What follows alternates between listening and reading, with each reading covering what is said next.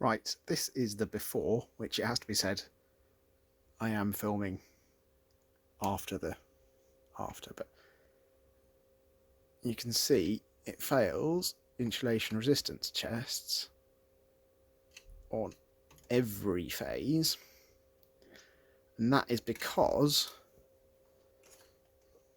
we've got the meter connected up, and it's effectively a load because it is a load, but that messes up your measurements, and if you connect the meter up before doing the tests, it throws everything out of whack and you think there's something terribly gone wrong. This is the after tests.